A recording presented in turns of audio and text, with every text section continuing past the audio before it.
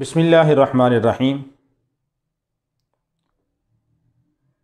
حدیث پاک کے اندر آتا ہے کہ خاوند اپنی بیوی کے منہ میں لقمہ ڈالے تو اس کو صدقے کا ثواب ملتا ہے۔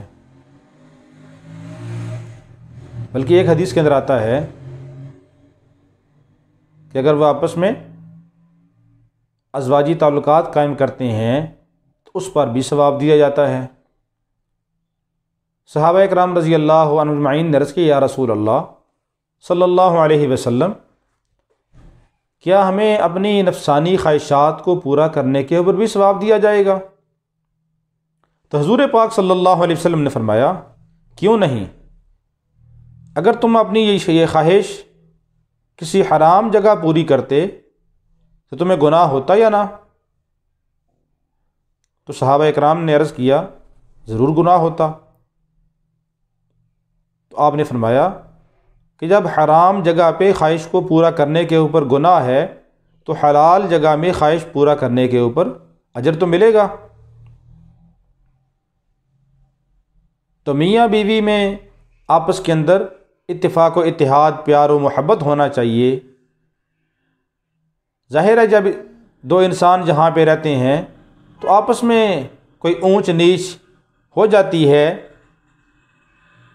چھوٹی چھوٹی باتوں کے اوپر ناگواری ہو جاتی ہے، لیکن اس ناگواری کو بنیاد بنا کے لڑائی جھگڑے تک نوبت کو پہنچا دینا اور آپس کے اندر دوریاں پیدا کر لینا اور ظلم و زیادتی کرنا، یہ انتہائی نامناسب رویہ ہے اور اسلامی تعلیمات کے خلاف ہے۔ شریعت نے ہمیں عورت کے ساتھ حسن سلوک کرنے کا حکم دیا ہے۔ حضور پاک صلی اللہ علیہ وسلم نے فرمایا کہ جب اگر تم اپنی بیوی کی کسی عادت کو برا دیکھو، کوئی بات تمہیں ناگوار لگے، تو تم یہ سوچو کہ اس کے اندر کتنی عادات اچھی بھی ہیں۔ تو جب انسان اچھی عادات کو دیکھے گا تو پھر بری عادات کو یہ نظر انداز کر دے گا۔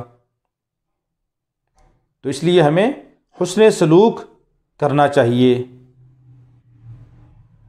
ایک حدیث کے اندر آتا ہے کہ آپ نے فرمایا کہ تم میں سے بہتر وہ ہے جو اپنی بیویوں کے لیے اچھا ہے۔ تو ہمیں حسن سلوک کا مظاہرہ کرنا چاہیے۔ اس کی وجہ سے انسان کی زندگی میں سکون ہوتا ہے، خوشیاں ہوتی ہیں۔ جب انسان حسن سلوک نہیں کرے گا تو پھر انسان کی زندگی اجیرن بن جاتی ہے۔